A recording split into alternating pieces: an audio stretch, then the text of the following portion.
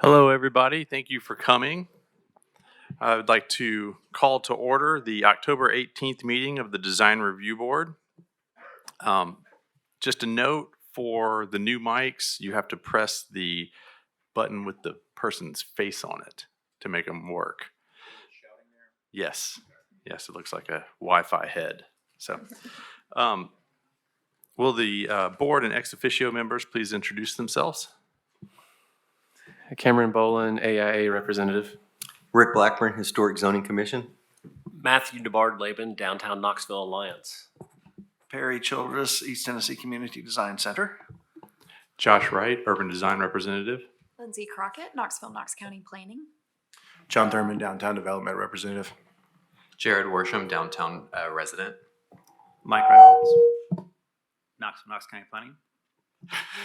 Dallas D. Arman, Knoxville, Knox County Planning.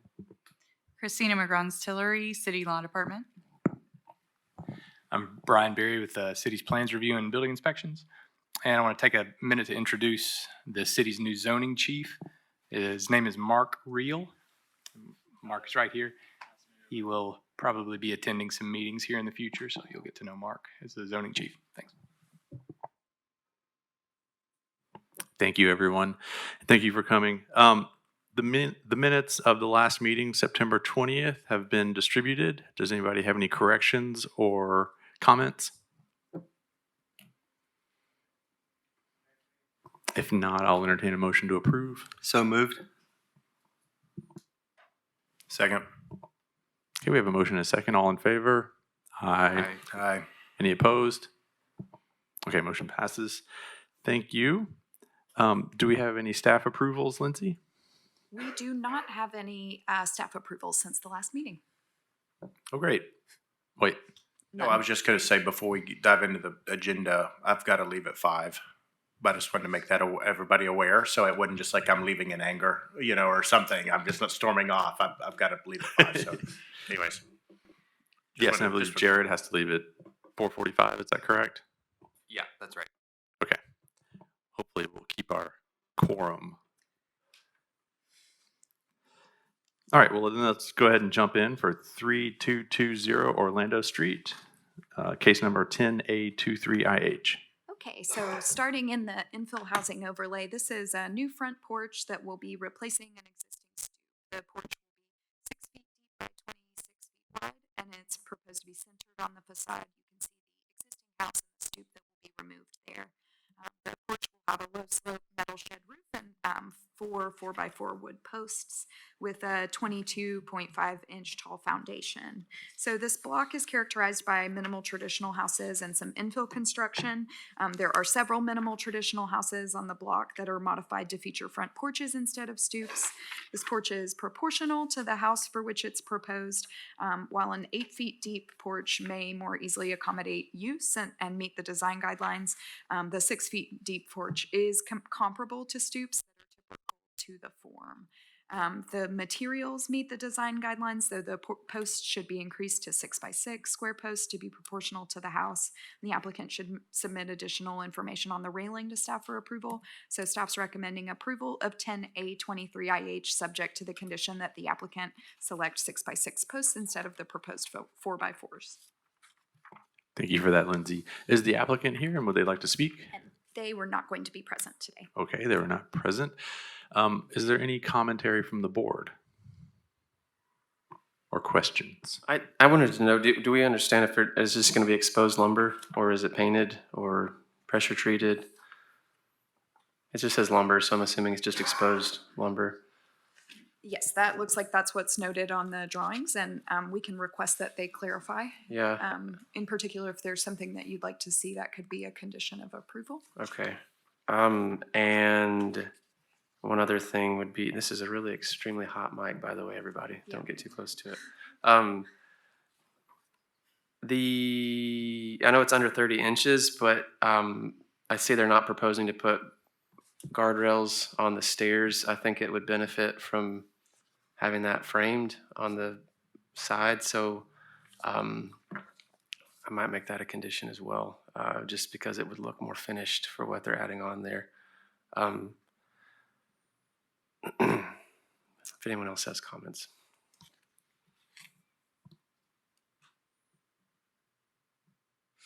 Okay, then I'll make a motion to approve with the condition of clarifying the lumber being painted or not. Honestly, I think it would err on the side of it not being painted, but it'd just be good to know. And then adding guardrail railings, the same wood on the sides of the stairs to have it looked finished. I'll second that. Okay, we have a motion and a second. All in favor? Aye. Any opposed?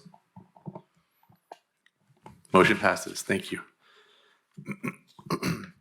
Now we'll go to 1434 Cornelia Street, case number 10B23IH. Okay, so this is a new primary residence fronting Cornelia Street in Oakwood Lincoln Park.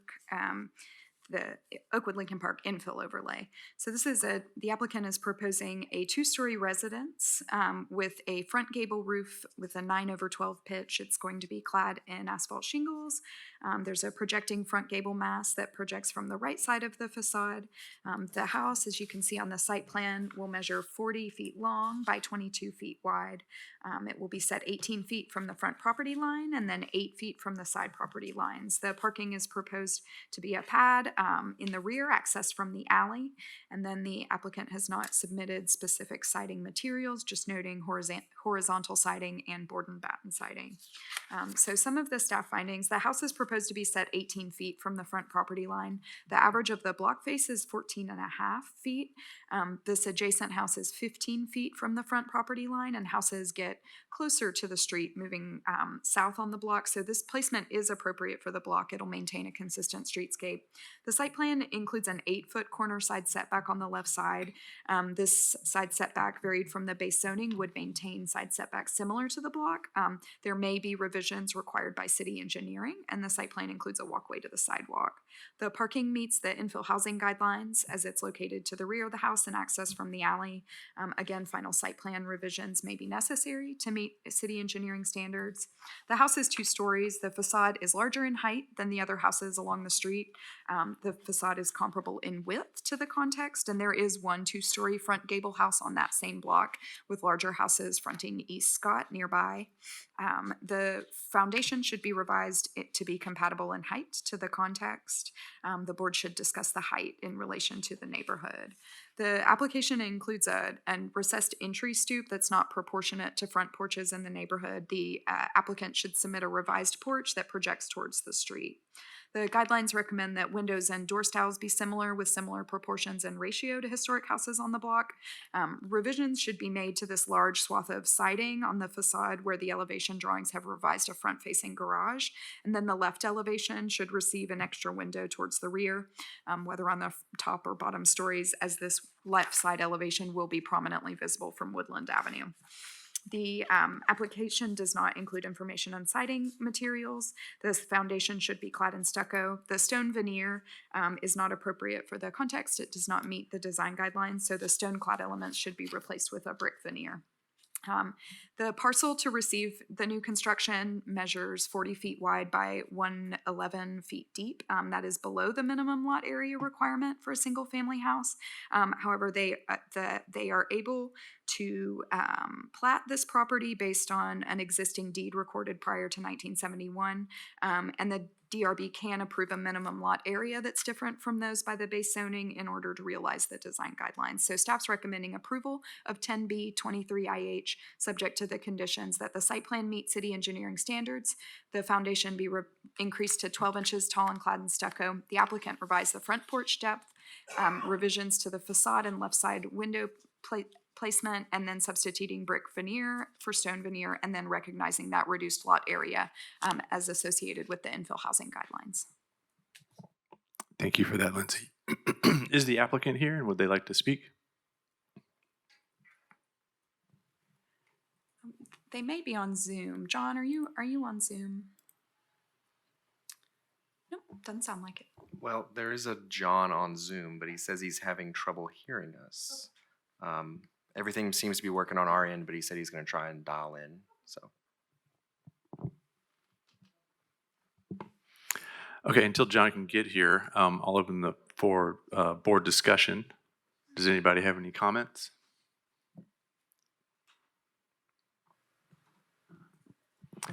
So we're gonna wait till he comes on? No, We I don't think, think, we don't think he will? Okay. I think we can go ahead and Well, discuss. some of the questions would be like, what's the garage gonna be used for? Because you can look in the plan, it's just a big open space now. And on that same, which is less important for the fact that the infill of the garage is, it's not showing a window and elevation, but in plan it's showing a single hung or single window centered on that wall. So I think just in the same spirit of the left side elevation and composition, that they'd want to have a double window, like to match what's above on the second floor. The window placement on the okay, you already addressed it. You said, Lindsay, you said something about adding a window on the left side. I agreed with that. And then I would also say, if it is going to have stucco at the base, that I'll make a condition, which I'll formalize all this in a second, to have the stone apron around the edge of the stucco to be able to have it last longer and not deteriorate as quickly as it would with a parge coat, which is probably what it's going to get instead of actual stucco. So.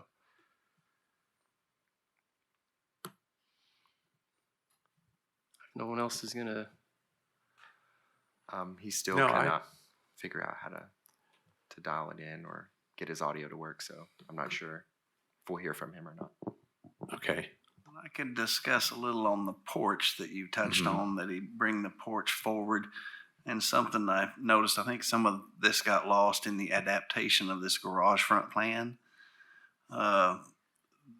Adding the double window, like Cameron said, is going to help, but it also has this little hood that kind of went over the garage door like a porch roof. Are we suggesting that he pull the porch all the way forward to go across in front of that section of the house as well?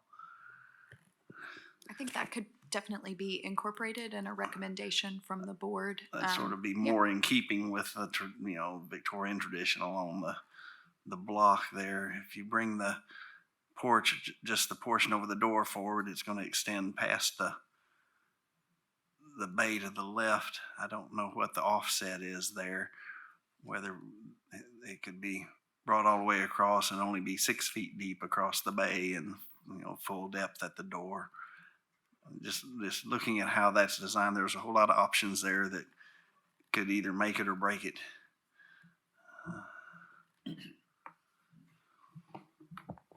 Yes, I would agree. It looked like they took, the original plan, generally a good design, but when adapting it to our guidelines, missed a few pieces of the puzzle. And I think Lindsay's comments fill in those pieces, as well as what you two have said. Does anybody else have any comments? On the height, the house is at the bottom of a hill on the street, and so I'm not sure if it's going to actually look taller in practice. It's a very steep hill. Yeah, and there is one 2-story up that hill, right? I live there. I was gonna say that's why I was commenting on it. I have John now on Zoom. He is ready to talk. Hey, John, can you state your name and address and go ahead with your comments?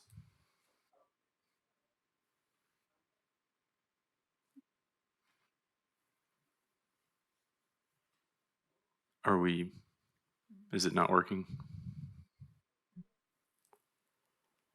Oh. Can't hear you, John.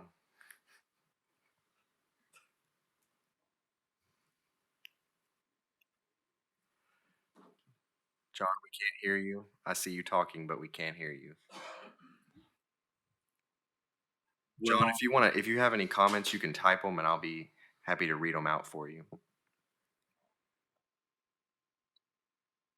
Well, while we're looking at that, does anybody else have any comments on this?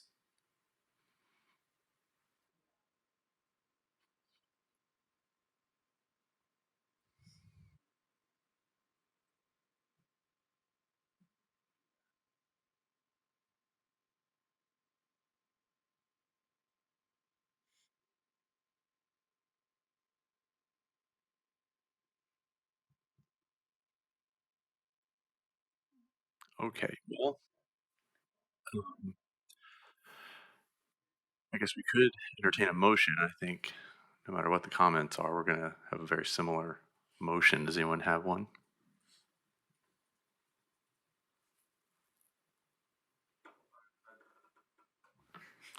Push the button. I'd motion to approve per staff comments with the additional condition of one being the incorporation of two windows at the infill space where they infilled for the garage, stone landscaping around the stucco foundation.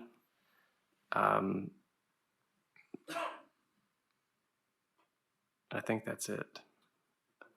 And the porch, per Perry's recommendation, to be studied with staff approval of extending it to what would be the south to encompass the entire lower front facade. That was a lot. All right, thank you. Do we have a second for that? Second. Okay, we have a motion and a second. All in favor? Aye. Any opposed? Okay, thank you for that. All right.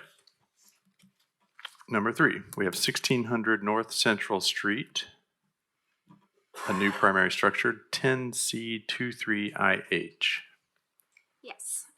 So this is a new townhouse project. This is the intersection of Central Street and Oldham Avenue. These are, so the existing conditions of the site are visible on your screen now, and I'm going to jump to that in the staff findings. Just to note, this is a property that's zoned CG2. It recently featured a mixed development of manufactured houses, which you can somewhat see on these Google Street View images, a Queen Anne house that is to be preserved, and then a non-historic commercial building here at the corner. The site plan includes the preservation of the Queen Anne house, and all of the other structures will be removed. So that's the site itself. The townhouse development includes a building fronting North Central Street with 4 units, 2 buildings fronting Oldham Avenue with 4 units each, and then an alley building that has 5 units. The North Central Street building, moving there, this is 3 stories tall. There's a 2-story massing along Central Street and then a recessed 3rd story massing that's closer to the rear property line. It's a flat roof building that's proposed to be clad in brick veneer for these first 2 stories fronting Central. And then the 3-story massing will be clad in a fiber cement lap siding with vertical panels fronting Central, and then a horizontal lap siding of mixed exposure heights on the side and rear elevations. There are 2 buildings fronting Oldham Avenue, and I can zoom in as we discuss because these are a little harder to see, but they're 2 stories tall. They have front gable roofs with roof pitches that vary along the roof line, going from 4, 6, and 8 to 12 over 12. The building will be clad in a fiber cement lap siding with mixed exposure heights and have a stucco clad foundation. There are central massings in each unit that cantilever in the 2nd story above recessed entry stoops. The alley building is 3 stories tall. There's a recessed 3rd story as well. There's a 2 over 12 pitch shed roof and an exterior fiber cement lap siding and mixed exposure heights. There are individual entries along that south elevation that faces the property interior, and then the north elevation here that faces the alley, and they have lower level garage entries and single light windows. So some of the staff findings, this property again is zone CG2, so there's a build to zone for the front setback and the minimum corner side setback. Just based on the base zoning and the new housing forms, this new construction will be closer to the street than the single family houses on Oldham. However, it is a corner lot on the far west end of the overlay, and it is a transition into that single family neighborhood further down Oldham. So placement of the townhouses is appropriate for the context. The guidelines, just note that are relatively limited guidelines for multi-unit housing. They say It's essential to neighborhood stability that the buildings be designed in scale and context with the early architectural features of the neighborhood. So this property is, again, sort of a transition from that commercial corridor into a smaller scale residential neighborhood. The unit fronting central is compatible with commercial buildings fronting the corridor, including the brick masonry cladding on those first 2 stories and then having a recessed 3rd story. These buildings fronting Oldham will be somewhat taller in scale than the single-family houses that follow that are typically 1 and 1.5 stories. The guidelines recommend that the height be similar to original houses on the street. This proposal does meet that guideline by locating the 3-story structures along Central and fronting the alley, and then having the 2-story structures fronting Oldham. The irregularly pitched roof lines do create some additional height along Oldham Avenue, so the boards should discuss the proportions of the units fronting Oldham.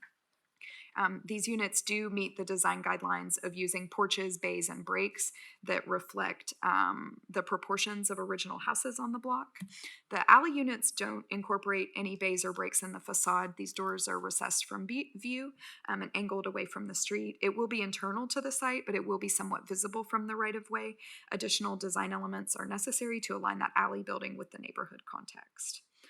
Moving to windows and doors, the guidelines just again recommend that they're compatible with historic houses in the context.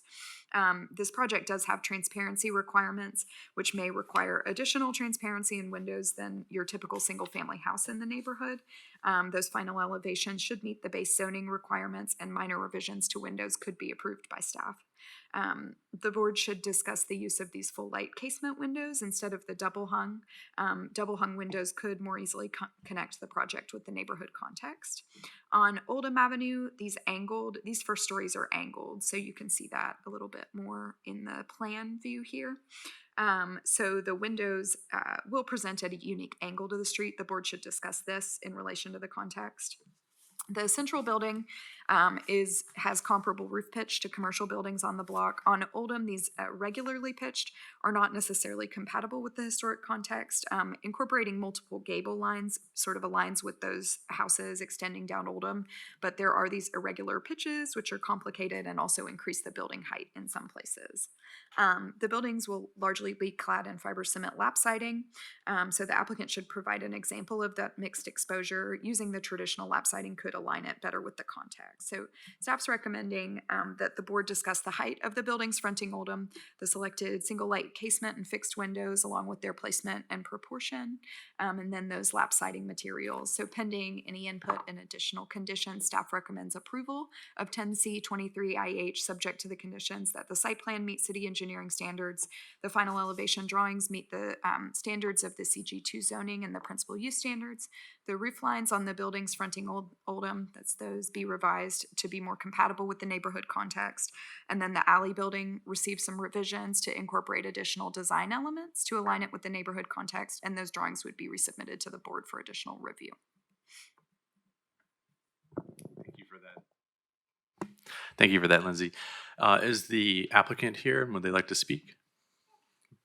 Hi, please come forward and state your name and address. Hello, my name is Sarah Page. I'm with Franklin Architects in Chattanooga, Tennessee, address 142 North Market Street, Chattanooga. And I'm Matt Lyle. I'm with Franklin Architects, 142 North Market Street, Chattanooga. So just a little bit more context on this site, and I guess some of the clarification that we would even like from you all and from staff is the balance between the requirements of the both townhome zoning requirements, the CG2 zoning requirements, and then making sure that those align well with the infill guidelines. One of our biggest struggles was that there are some requirements specifically around transparency that are generally incompatible with traditional housing forms, specifically the 30% transparency requirement at the ground floor. Typically, that amount of transparency isn't particularly well suited to a double hung window, and once you start putting full light windows on one part of your building, it starts looking very odd to mix your window types throughout the building. Yeah, I mean, in short, what Sarah's saying is it's sort of that, the way that we were reading that zoning regulation and even the diagram that's within the, the ordinance shows a storefront on the lowest level. And with this being purely residential, the amount of transparency there is difficult to gain and have sort of a comfortable living room. And then with the way that the units, these kind of smaller units, you know, where our unit types are, those would be 1-bedroom units, fairly compact and stacked on North Central. There'll be 2-bedroom units on the East Oldham, and then they'll go back to being, you know, again, a fairly compact unit there on the alley.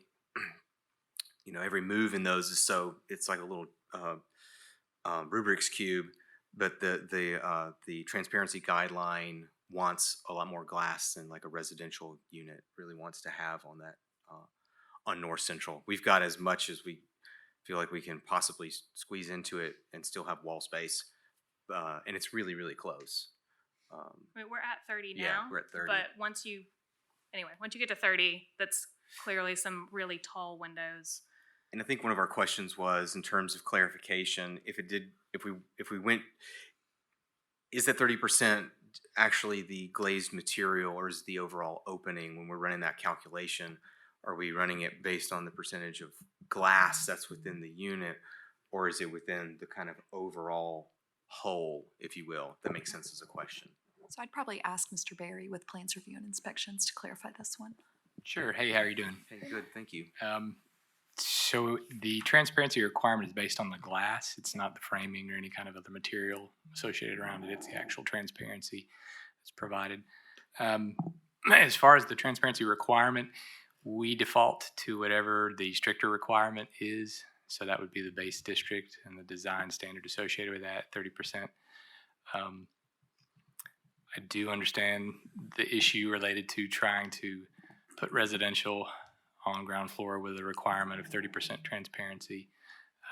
We have run into design issues with other folks that have tried to do that as well. So it is understood. But. And it's achievable. It's just that it's typically a much more contemporary, we'll say, form, and look to your building. And so trying to toe the line of taking inspiration from the neighborhood, both from the commercial corridor and then turning back into the neighborhood, was kind of a bit of a challenge. This particular lot, its context, both along North Central and then turning back into Oldham, kind of lacks a consistency. So along North Central, you have some metal buildings, you have some really nice brick, older traditional commercial spaces or manufacturing warehouses. There's like 1 or 2 Victorian buildings on that side, and then this beautiful 3-story brick church. So it's a little all over the place along North Central. And then even as you turn down Oldham, there's not an overriding consistency to the historic nature of the homes down that street as well. So part of what we were playing with is how do we kind of take some nods from those gable structures that are inconsistent along the street and translate that to our own development. Also, the scale of these individual units is more or less half a house. So one of the things that we were trying to do to match the scale is create an overarching roof plane that kind of took both those 2 units under one gable and then play with the inconsistent roof line as you look down Oldham Street. And then the overlapping, or the change, or I guess the random exposure for the lap siding is actually fairly subtle. So you're just going to go between like a 6-inch exposure and then an 8-inch exposure. So again, looking down Oldham Street, we have some old asbestos siding. We have actually a lot of vinyl and some very traditional, really small, like 4-inch exposure wood lap siding in 1 or 2 instances. And so just kind of trying to capture a little bit of the variation within the whole block on our site. Yeah, and then I think the intention of the roof line was to go from, with us doing the 2-story brick mass there on Central, to try to again set back into place the both the kind of parapet line as well as the materiality that you would have seen, and so sort of that massing, that block massing that you would have had for a more commercially oriented building out there. We're trying to then sort of our intention with the roof line there, as Sarah was saying, is we're sort of taking pitches from majority of the houses that we're sort of seeing down that street, where we're not finding necessarily a consistency of style, and then creating this collage of transitioning from commercial to the more traditional residential, and our intent would be to kind of be closer matching into the height of that commercial out front, and then sort of stepping our way down to the residential scale that is the rest of the street that's kind of going up there in a way that is giving reference to, but not trying, but it's clearly saying this is a new development. These are 16-foot wide units. There's, our clusters of townhomes. They're not detached single family. So we were trying to use the massing and the shapes and the roof lines and all that to really bring that that transition around the corner visually as you sort of look down there. Just a little bit of context. When I used to live on East Oklahoma, and when my wife was in the fellows program here, we volunteered at the Emerald Youth Foundation. I've spent a lot of time over here in this part of town. Really love it, and we are really excited to be working on this project. We were when we got the opportunity to do it, it was like, yes, that, and we get to go to Wild Loves and get coffee and pastries when we come up to do site visits. We were over there punching out some work earlier, but yeah, I think. I guess I'll also just quickly address the angled recessed porch. Part of that was to try to maximize the internal floor area. These, again, are very small units. So how did we balance trying to be able to activate that front porch, especially as you turn the corner down to Oldham? We felt that just a stoop was inappropriate, but it is fairly tight site constraints. So trying to have more of an occupiable porch by having that shallow angle setback.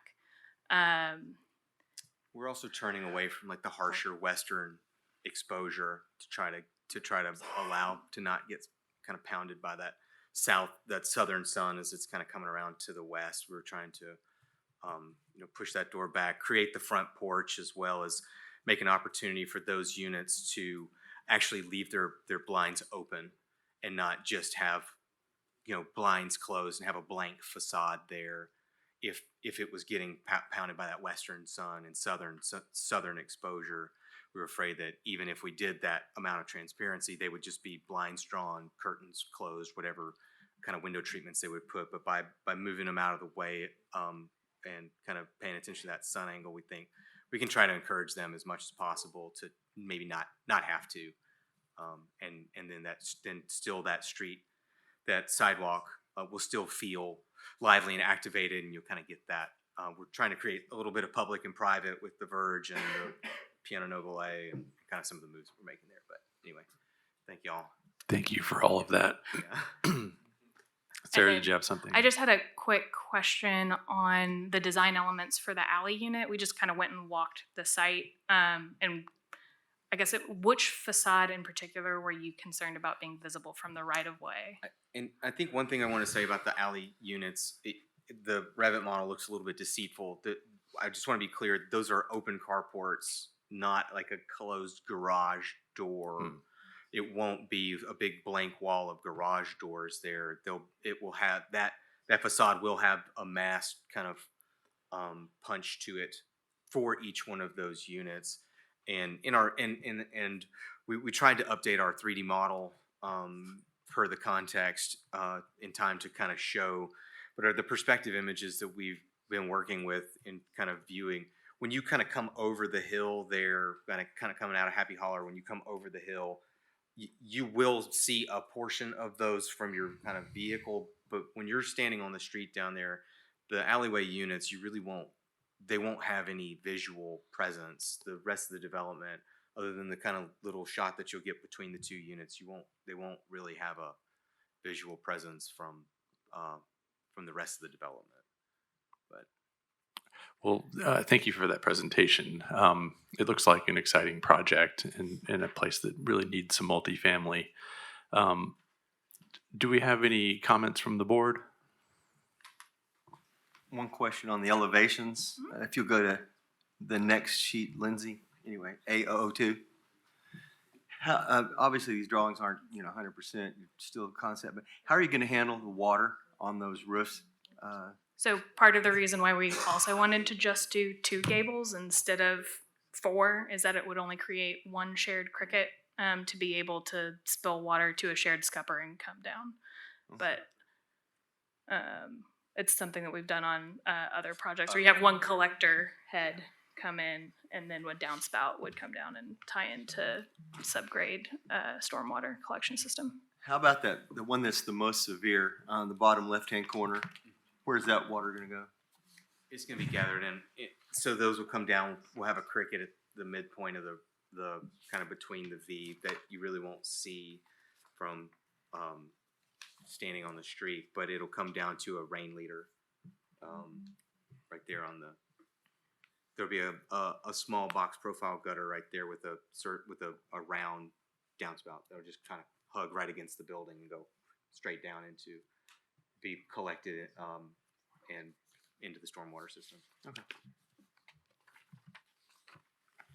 We do have a challenge of applying traditional guidelines to creative solutions, and that's something that we've been facing more in recent years here, and I do like seeing creative solutions coming in here, and this is a very unusual looking building, and I hope there's a way we can get it through that doesn't squash that creativity. I think the concept between the roof lines zigzagging their way down from your steep Victorian to your low slope Craftsman's is interesting. In a less creative way, I'd have had the steep one and then the less steep one, mixing them up, which is an interesting solution. And I'm really often the worst stickler for preservation type standards here, but I'm okay with it. And also the alley building, I mean, traditionally that'd be a shed or a garage or something low in character traditionally. So having it the planar of the buildings, I think, is an appropriate solution as well. Thank you. That was exactly what our intention was. It's actually, very truthfully. I was going to say I just drove out too, just to make sure I had the context right, and I think you guys did a nice job of taking 3 general conditions, the alley, corner, central corridor, Oldham neighborhood, and putting it into one development. I like your thoughtfulness of the parking in the middle and keeping the existing residents, and so I like the concept a lot. I think the Central Avenue building is great in scale, materiality. I have no issues with that. I think after hearing Lindsay's comments, and this is just maybe personal opinion, so I don't know, this is a board, so it's a bunch of opinions. I like the entryway on the Oldham, but it did step down to be smaller, sort of 1.5 story buildings pretty quickly down on Oldham. And I know this is a transitional block and even a half a block, so I'm sensitive to that too. So if the board wanted to go with the height, the alternating heights don't bother me. The zigzag is just more the height they create at the peak, which may, create some height that would bring it out of scale. Like I'm just looking at that 34 foot in the middle there. One thing that, again, we were kind of talking to Cameron ahead of this meeting. We had one scheme previous to this and then had to switch gears a little bit. And so Okay. there are some things that certainly still deserve some refinement. And I think the roof line is certainly one of them. So if there's a general concern that as we get closer to those Yeah. single family residences, if we flip it and put the taller roof lines closer to Central and actually have those step down as we move into the neighborhood. I think that could be an approach. I think where I was going with that is also like the entries where you're creating this, you're being sensitive to the sustainability approach of the sun angles and also creating a porch. I like the sort of the proud bump out that gives it a residential feel that's reminiscent of some of the forms of the homes down the block. So that all feels great. I feel like the angle, the uniqueness of the angles and the angle on the front sort of take away some of the character to match. So you don't want to make a matchy match, but also maybe too much change. So my only feeling was, like you were saying, Sarah, height of, either resolving maybe the height. I think that would be better for me, just as a bring it down some. I think just some of the steepness of the angles really draw some attention to the height. And then, so that was my only comment on that set of buildings. And then the alley buildings, I mean, I do recognize it's alley on alley, and it's really back a house. You can, from the church parking lot, which who knows, that could be infilled one day. You're fully visible of the back of the building. And I mean, I don't know that I have the right language on the guidelines, so I'm a little over my skis here, but it just feels like some of the windows could be a little more. It feels like the scale of the windows in proportion to the blank, like the sort of the flatness of the facade is a little either more transparency or maybe some undulation in the facade could help break up those buildings. I think maybe the consistency of the windows at the scale and the full, just sort of block, which is back house. So that doesn't bother me as much. Just some scale, separate, making those a little bit either, they don't have to be different, but taking away less facade, I guess is maybe the right word. Because those are also pretty tall. That's the higher part of the street as it slopes down towards Oldham. And so those look to be about 34 at the peak too, and it'll be over your other thing. So the scale of it, 8 feet taller 8 feet taller, okay. than the shortest. And then how tall will it be in comparison to the central buildings? About the same height? So And that other corner historic home is the pretty tall. historic home's finished floor elevation is about because it's up on a plinth, so it's actually taller than the finished floor elevation of these units. And then I believe the finished floor elevation of the tallest central unit is at 51, and these are at 51 and change. So it's about 8 feet, the finished floor elevation difference. So there you will see the top floor potentially if you're on the other side of the street. Of the alley building? Of the alley building looking Right. back. One of the reasons why I was actually asking for clarification on which facade you were more concerned about is now because we also went and walked the site again today to try and figure out where we felt we should be concerned.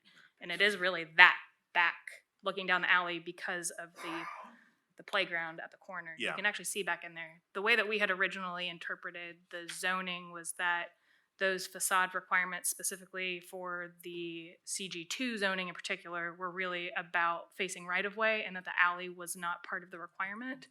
But if you're gonna see it, then we understand the concern about it feeling too flat.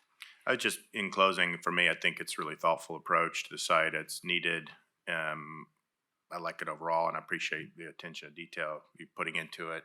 So I'm interested to hear other people's comments. I had one more on this back elevation that John's concerned about. Have those windows been scaled or checked for egress? By the time you get egress size on those windows, they may get bigger than how they are currently rendered. So the windows that would actually be required for egress are going to be sliding windows over the terrace, kind of on the back. At the top, so the lower ones there won't have to meet egress scale. Correct. All right, because that often changes things. And Certainly. Lindsay had sent back a number of neighborhood comments that had come in by way of email, which I was somewhat pleased to see were mostly positive. So we definitely need the increase in density, and that seems to be recognized. Yeah, and I'd just clarify that sort of serves as the neighborhood participation element in here. I'm not going to read all of those into the record, but I sent those to the board and the applicants as well.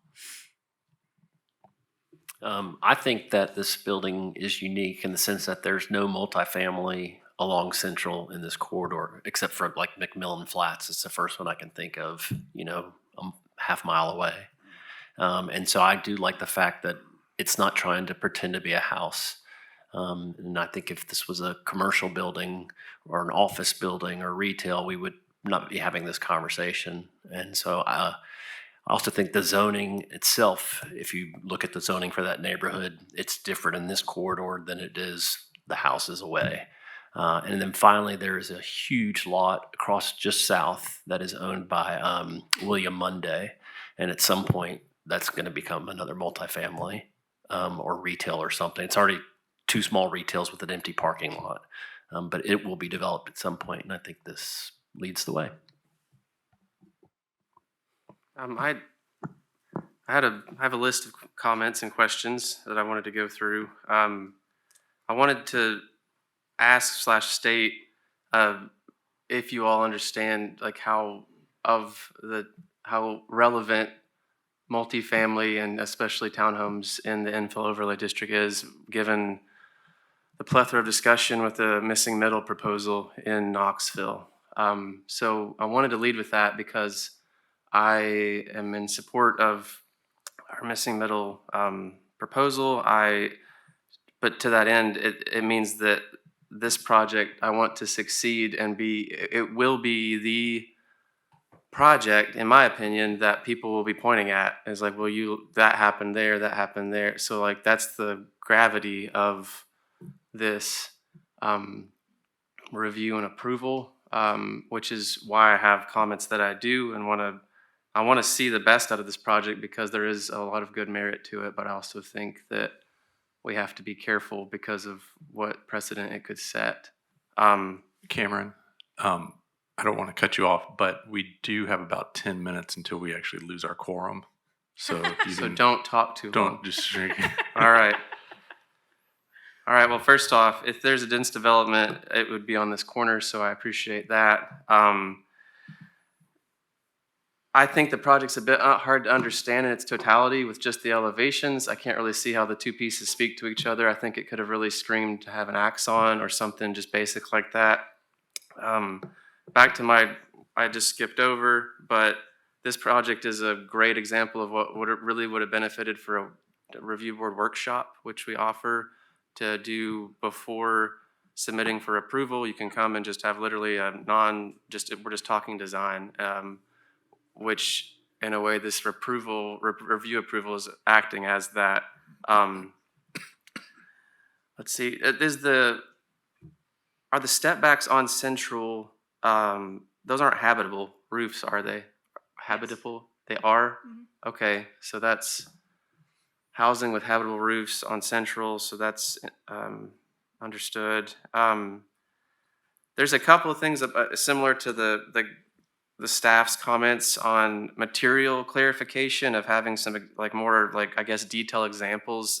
There's things like, I think Corten Steel's called out as the base cladding of the stoops, if I'm not mistaken, on Central. There's nothing wrong with Corten. I love Corten. It's just that's going to be need to be thoughtful in the way that it's articulated, and the fact that, of course it bleeds and it can, completely deface our sidewalks. Of course, I'm sure you're going to have some sort of landscaping around that. My opinion is the symmetry. So again, like people's comments on the eccentricness of the forms and that sort of thing. I think my opinion, being a modern designer as well as, of course, that's my gut, is to do something like that. I appreciate how you're saying it's an amalgamation of the different roof lines and that sort of thing and the pieces and components of the street. I think that it could use one less move, whether that's having some rigor with the siding or having some rigor with the windows or having some rigor with not a slanted inch, something that has a little bit more, your contextual approach could be having just one hint of rigor, which then relates itself to something that would be more traditional. I don't think the windows, when I say rigor, I don't think the windows need to have muttons and that sort of thing, but I think there's maybe one less of the bag of tricks of what we can do would be, would help the project, would give it a little bit more, I think, potency, because it would have, like I said, some rigor to that. I think there's a couple of near misses of windows that do align. Speaking of alignments of windows, of course the back is not, intended to be. That's got the staccato pattern of all the windows. But I think if you click to one of the other undulating roof facades, I think there's a few of the upper window, either maybe it does if I just missed it, but they barely don't align with the windows below. Just stuff like that. I think that's the kind of rigor I'm talking about. Is on the street facing side, I think needs to be a bit more of a business as usual, and the back can be the party. Look, I've made that comment before about the mullet, have the party in the back and the more of a restraint in the front, though this thing obviously doesn't have complete restraint. There's some interesting components to it. All right, I'm eating up our 10 minutes. again, the 3D and the Axon would have been really helpful because I think that transition from, of course, you got a lot of grade, but that transition from Central down to Oldham and that corner, that little gasket is super important. And then that moment where the height of Central and the height of of Oldham transition, am I seeing it in 3D, or like, does it step down or do they match? Was there any like purpose to like, maybe the height of those on Oldham are that high because you're trying to get them to match some height of something on Central to where it feels more congruent as it passes around. But I have to imagine that because I don't have the drawing. There's a fairly tall white residential structure on our same side of the street, like 2 houses up on Oldham. It's about the same height. It's about the same height, and that we were sort of looking at it, trying to think about, because it's set back up on a hill, and we were sort of thinking about that scale and how we actually sort of weave it. I think it might be, it's that multifamily, that one. Yeah.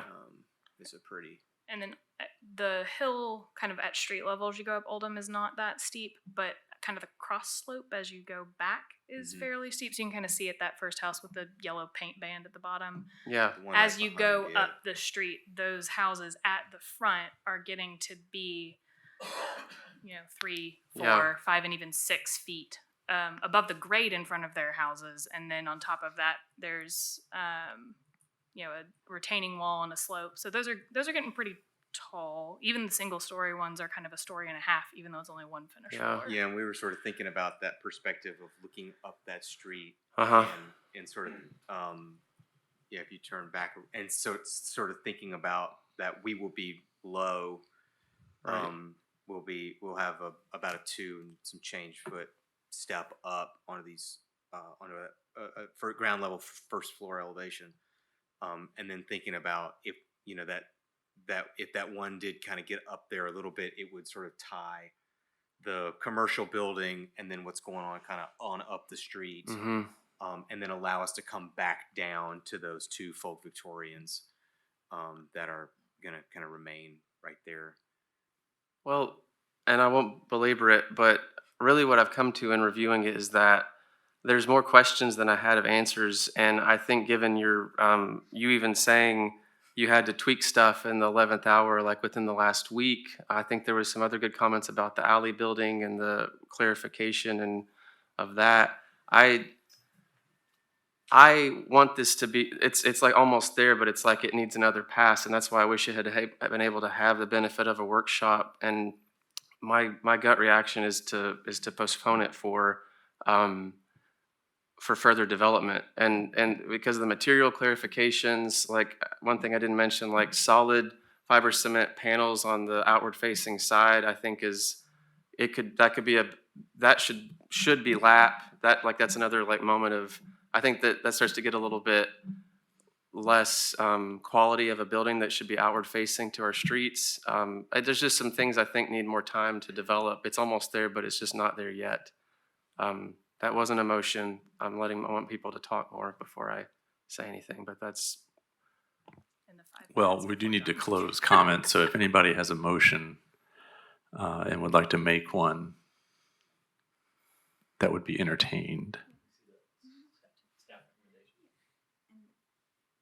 So I will note that I had made the staff recommendation had included some items in terms of the alley context. In terms of I think the applicants have provided a good amount of clarification in terms of the visibility of that alley building. And I think if we're going to, we may want to provide some guidance in terms of those additional elements if we're going to request that they bring that back in front of the board as well. Have we given you all stuff to work with where you could come back with the 3D model that you have said that you're working on and alluded to? And I think that will really help answer some of Cameron's questions of scale and some of John's questions of visibility, to where, without crushing the project, we want to see this succeed. But I see Cameron's fear of precedent, that we really want it right, and y'all are so close. One thing I would just ask to clarify, I believe the deadline for the next design review board meeting is only in 10 days. Well, so you guys have already made an application. So it's just a And- postponement. And so if the application is postponed, we typically, and you guys, have a site plan developed, there's not as much advance review that has to be done. So staff will be happy to work with you in terms of timing, and to give you guys a little bit more time to develop those concepts beyond just that deadline.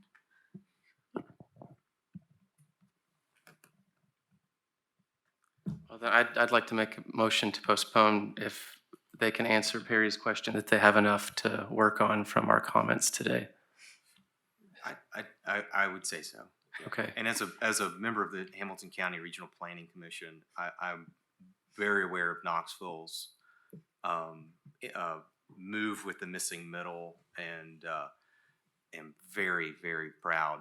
I mean, I think that's blazing a trail that I saw the press release and I immediately forwarded it to Dan Reuter, our director of the Regional Planning Commission, and said, Dan, look, they did it. We need to do it. So Well, you're I doing do it. understand the You're gravity doing it. of it. Yeah, you're doing it, and that's the reason why it's such a big deal. So Cameron, is your motion to postpone until the November meeting? Yes. Okay. I second that. Okay, we have a motion and a second. All in favor? Aye. Aye. Any opposed? Thank you. Thank you, Mr. Chair. Thank you.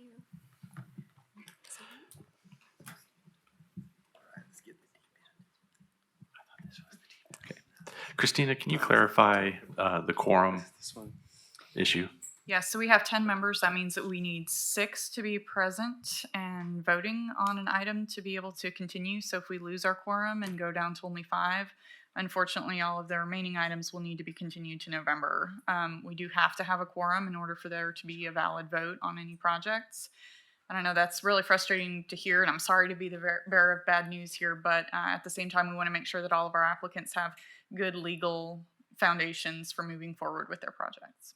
Okay, so even though we couldn't vote, once we have one more member leave, would it be possible for us to give them any feedback? As long as there are no votes, I think that would be fine. Okay, I don't know if that might be useful for anybody who's taken the time to get here to actually see where the board would stand on their project.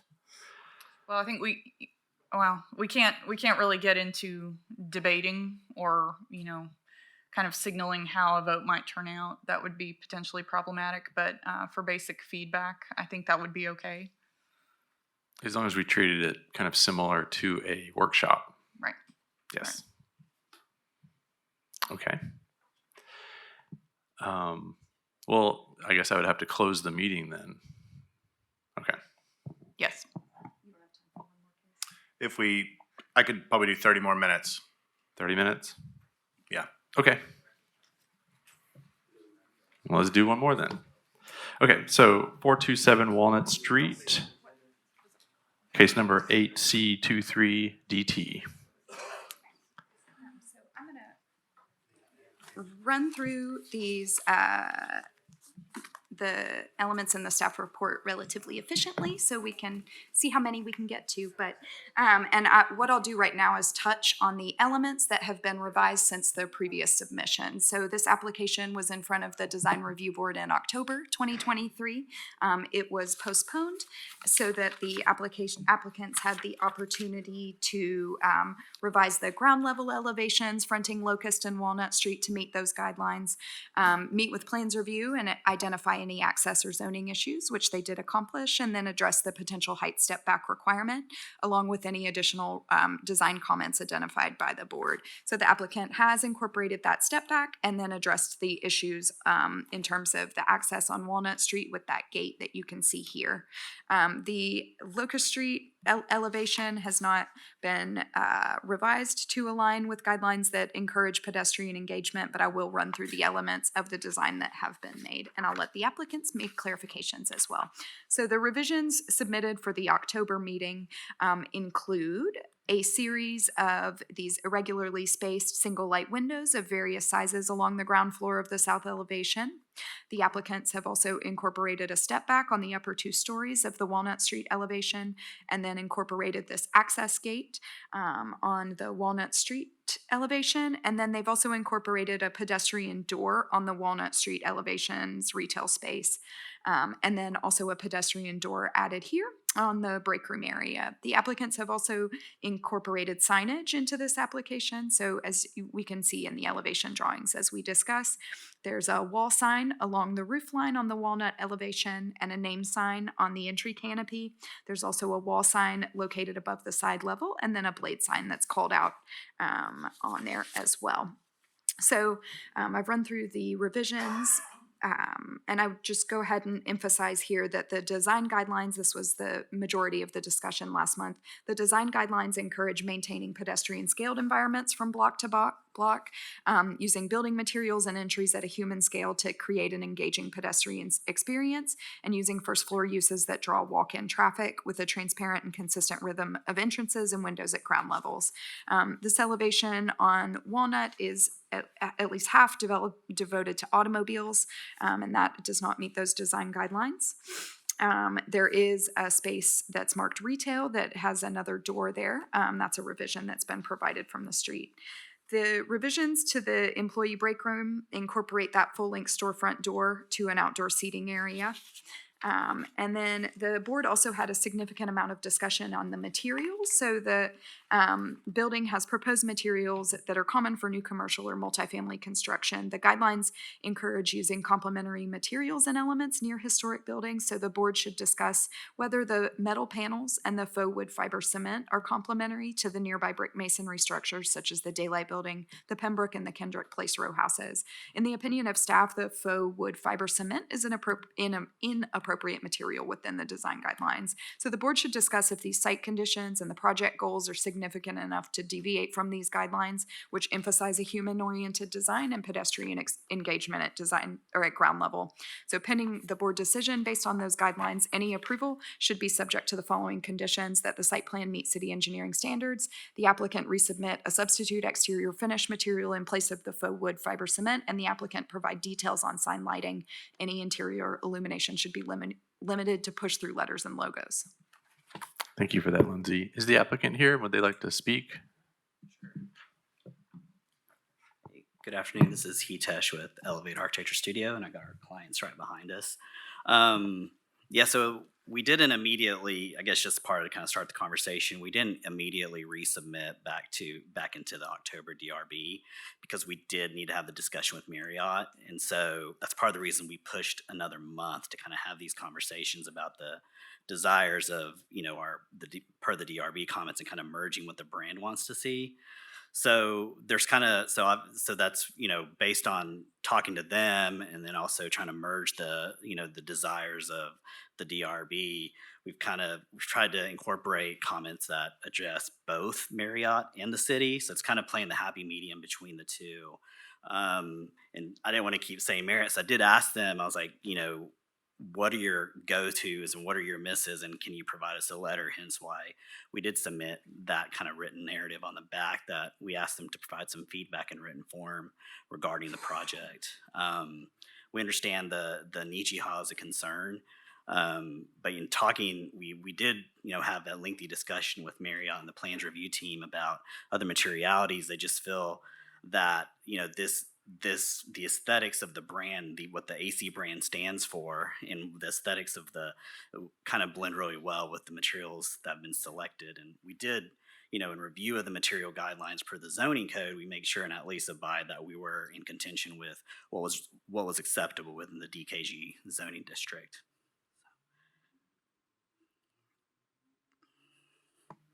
Thank you for that feedback. Yeah, the letters. Does the board have any comments or questions?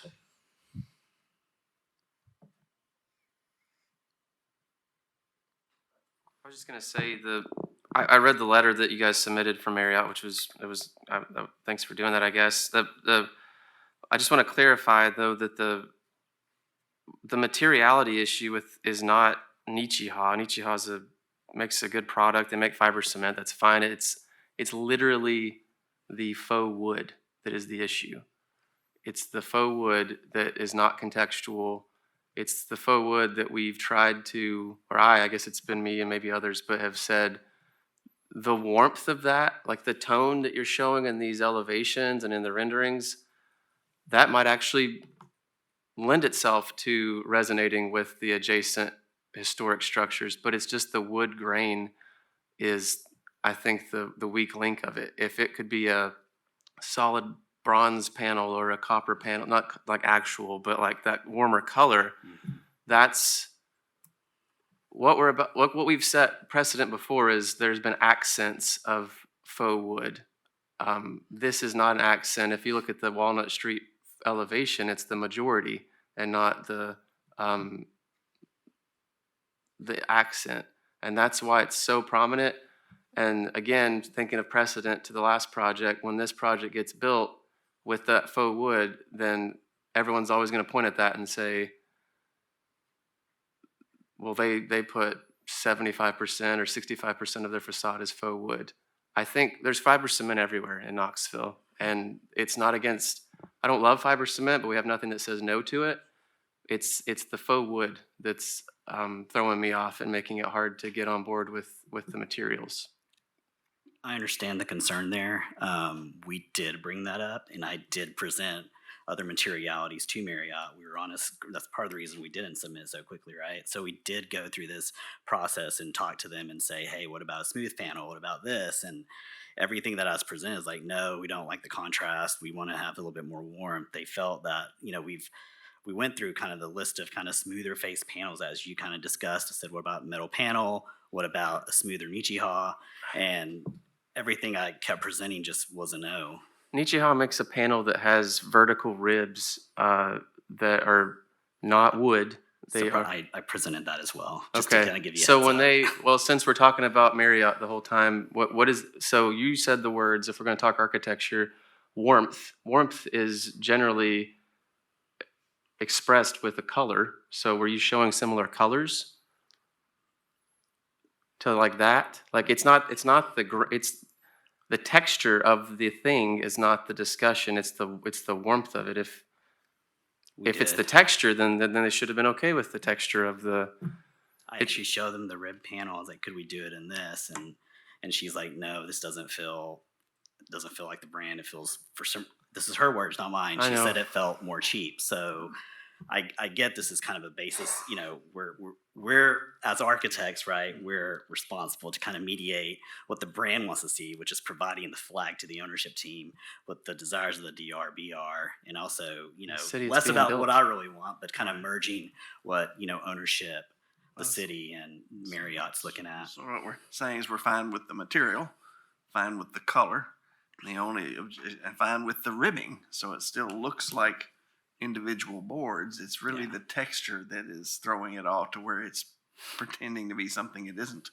And that would be a difference in look that you would only see close up or in the right oblique shadows that makes it go wrong. So I understand the difficulties of a client and a board. Yeah, I think it's probably less the clients than it is merging what Marriott's aesthetics is for just particularly this brand, right? Because they just got a lot of eyes on it with it being kind of a lifestyle brand, the upscale nature of it for the Marriott franchise. So they just have a lot more eyes on it, contextually speaking, than other brands we've worked with in the past.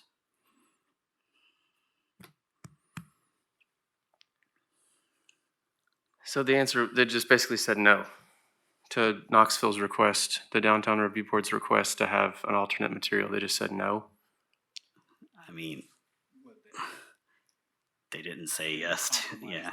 They did compromise on the local street facade. Yeah, when we did the workshop, they did compromise on the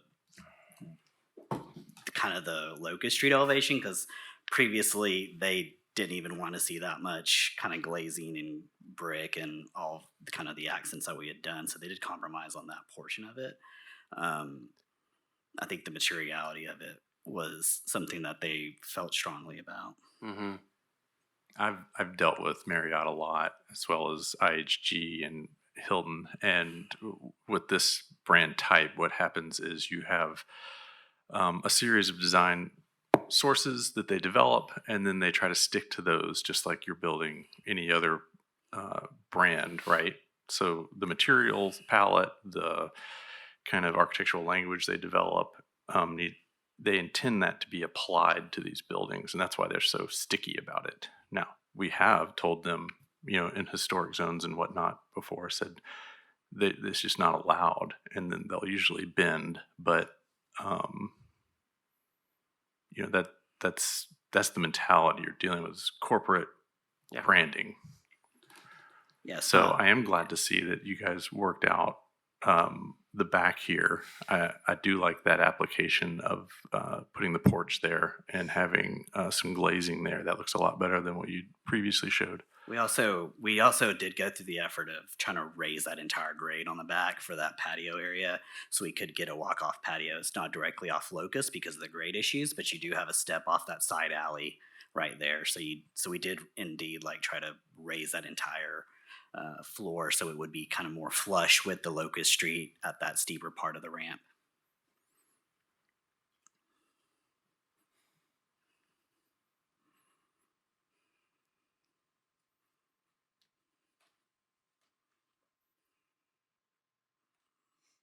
I guess one of my big questions is along the front, are we as the board comfortable with that amount of glazing and parking? I mean, it's a unique and difficult site, I get it, but are we okay with what's going on there at the base?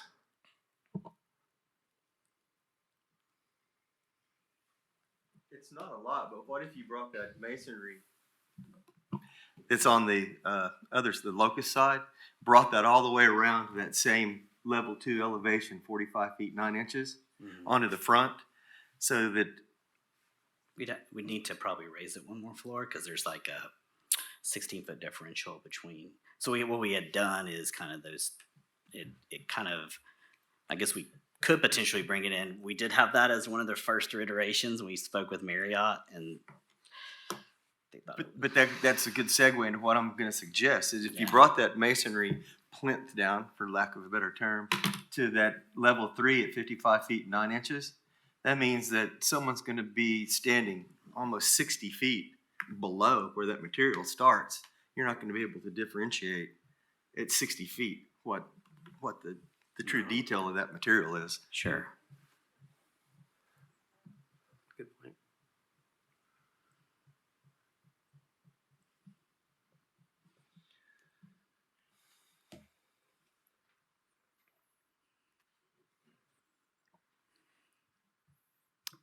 Did you have a comment, Josh? Oh, okay. My only thought was, could you go to the rendering on Locust? Yes. So, like Josh said, I appreciate the transparency there at the break room. I think that's a good addition. We're always trying to activate these streets.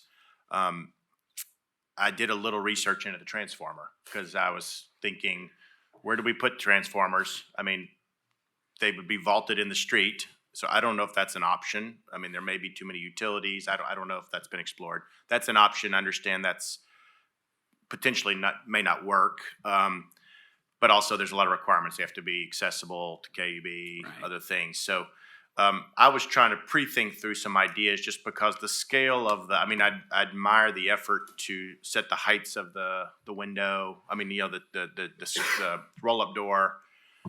It's just such a large enclosure, for the transformer. And I saw you had 2 transformers in there. It's a pretty big room. Yeah, so we minimized the size of that actual room is literally we did not make it any bigger than what they asked for. Yeah. And the door opening actually is their minimum requirement size. So we actually didn't increase that by any width as well because we were trying to minimize that size so we could try to get as much glazing or at least help with, exploring and enlarging the employee break rooms. Yeah. But the sizes that they gave us, because we looked at a couple of different options for the transformer location in terms of sizing and the clear floor heights were, obviously something we had to contend with. And so what we came up with, or what they came up with, solution, the box of those 2 transformers fits exactly within that space without really any more clearance dedicated for Did you it. guys explore the vaulting in the street sidewalk?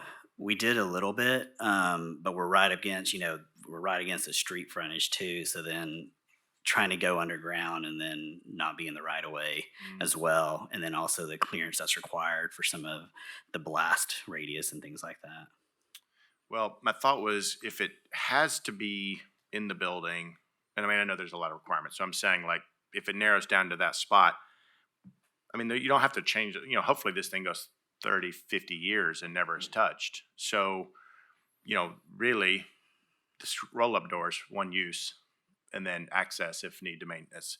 Is there a possibility of maybe making that some sort of panel that could match more the materiality of the building? That could be removed, the once every 50 years you need to remove it, it could be removed. Maybe even have a transom over top to where there's some light to where the thing could have some visibility. Once again, I'm trying to make a dead space look like it's not just a, roll-up storage. Yeah, in so a we're trying way. to- And maybe yeah, if you had the, maybe even there's a door access that you could use for just maintenance, I looked on the plan, I was able to sort of work in a door just to get in that room. I'm just thinking of how to make it, because that's a pretty good pedestrian area there, and it's just once again I admire the break room, and I think that's a good step, and I'd love to sort of make it feel like it was more intentional and not just like, hey, this is the only place for the transformer. It happens to be right on the right of way of the street front. So I mean, I think we was could trying to be definitely- creative about it.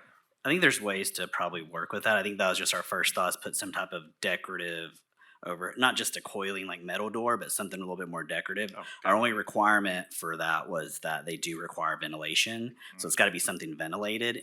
And their suggestion was like a metal fence. And obviously we weren't going to do that. So it's kind of trying to find options of how to get that ventilation requirement in for the transformer room. I mean, maybe some, spandrel glass with the louver on the top, that nobody would ever know I don't know. I'm just thinking That could out be an loud. option because I know the heights we're trying to work with the proportions of, I guess, the varying steps in the building. Sure. So I think the height's probably potentially a little bit taller than what we need it to be. But I know the width is exactly what we need it to be. Sure. But the height is probably a little bit taller.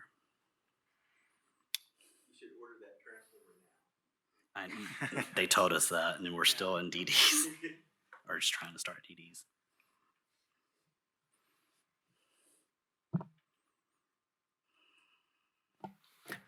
I'm struggling with a few things. I think one is we're basically saying this brand doesn't fit Knoxville, therefore we can't have it, and I've struggled with that.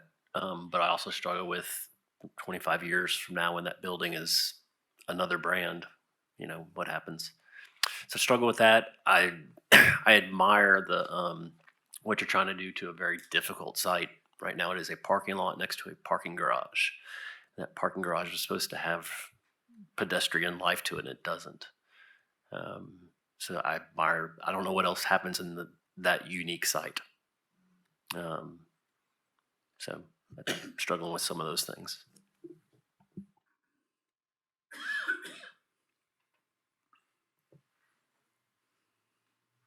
Okay, so it sounds like with some modifications, possibly there could be some improvements to the base there, but it sounds like it's in the right direction. Is that correct?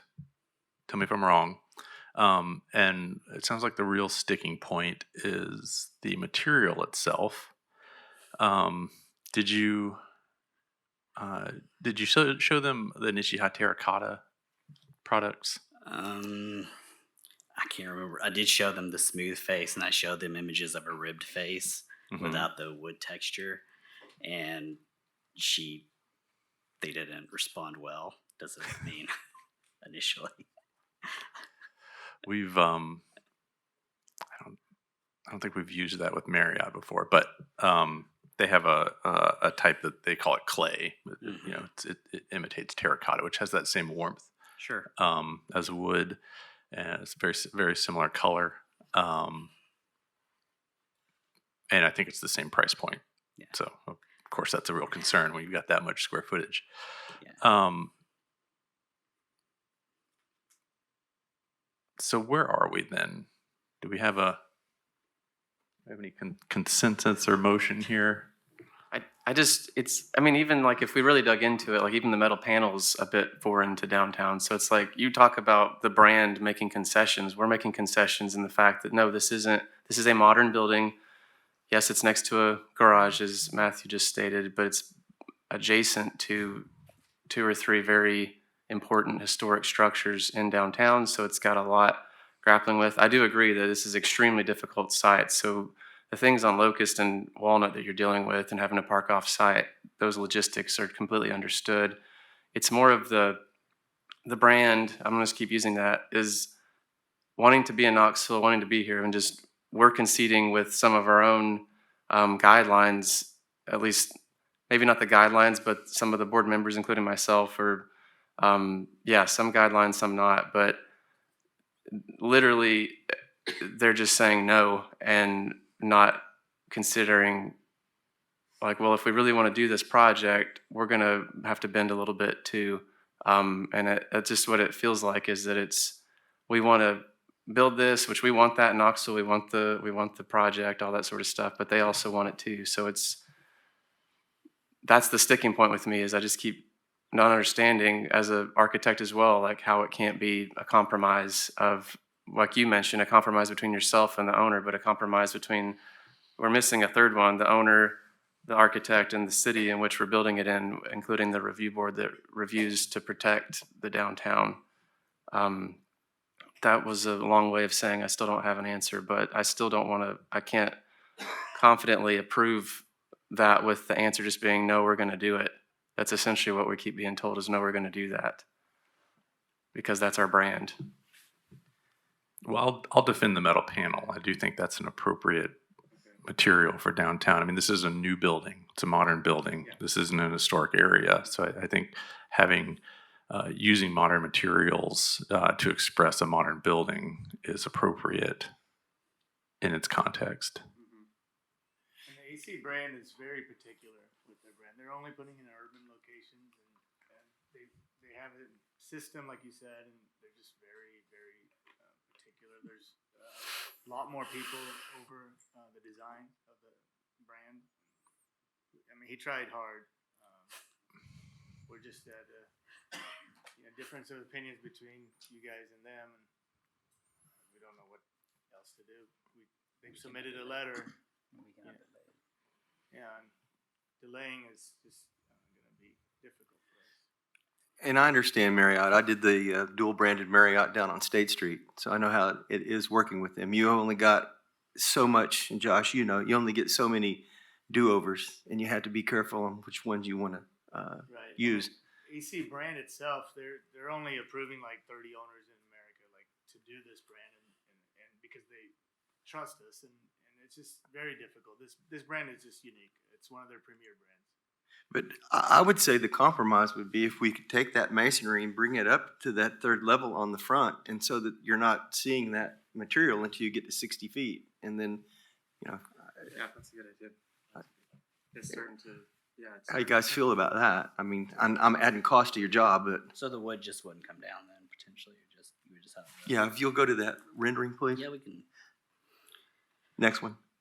Yeah, just bring that masonry to that third level above that sign, the AC Marriott sign, and then everything's fine above that. But you're matching the elevation on Locust Street as well with the same masonry base, and it gets that Nichiha material high enough to where only really, really good vision could see it. Yeah, we can. I think that's a workable solution. Yeah, it sort of ties the brick to the daylight building and continue that line. John, I'll make a motion, but how do you feel about the decorative door? Do we want to put that in the motion on the transformer? I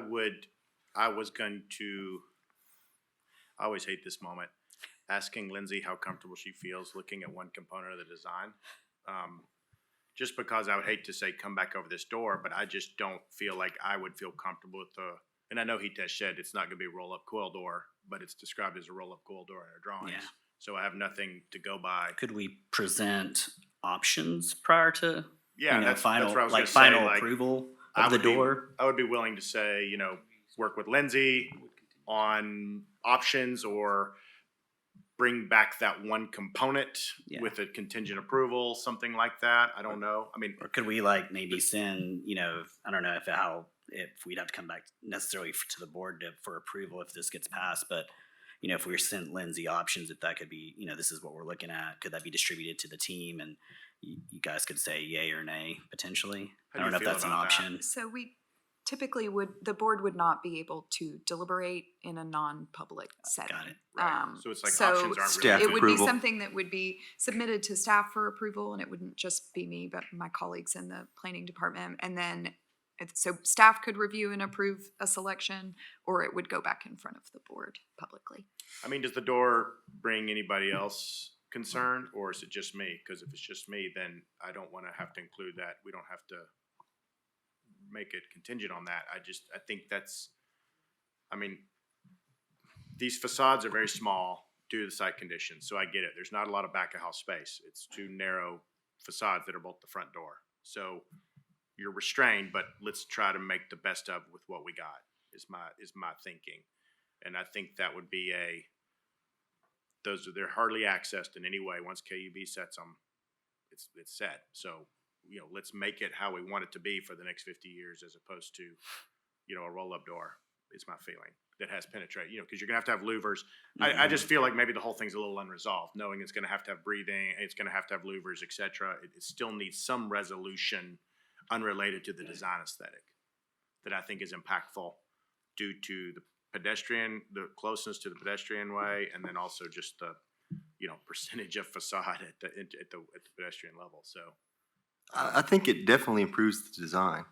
It makes it better. But we do have coiled roll-up doors on Gay Street. Well, I agree with you, John, that just a careful look at that, but I wouldn't want this to hold up the project. So I think I agree. Having staff approve that door, I would be okay with that. yeah, I agree. I don't want it to hold up anything either, but I also don't know a process that, you know, so if we can do it with staff on the door, I think that's appropriate. Yep, that's typically how that would be addressed, Okay, and I feel comfortable with that. thank you. Is this, we're working towards a motion of approval, would this include the lighting or is that a separate permit, or sorry, approval for signage, the lighting element? You could refer to the number 3 in framing this approval. You could refer. Just you read could the look notes, at condition Cameron. Number 3. All right, I'll make a motion that we approve based on staff comments and add 2 more conditions. One, that the masonry base extend around to the front elevation, I guess that's Walnut Street, to the 3rd level. And then that the coiled rolling overhead door is submitted for staff approval for final design. I'd second that approval with the condition number 1 that Rick said be presented to staff to see the brick being wrapped around for final approval. And I would just note that right now the condition in number 2, you might want to revise that. The condition is the applicant resubmit a substitute exterior finish. So if the intent is to keep the faux wood, then you'd want to remove that. But if the Yes. intent is for them to submit something else. So strike number 2, the second condition, please. And replace it with the brick to the 3rd level, please.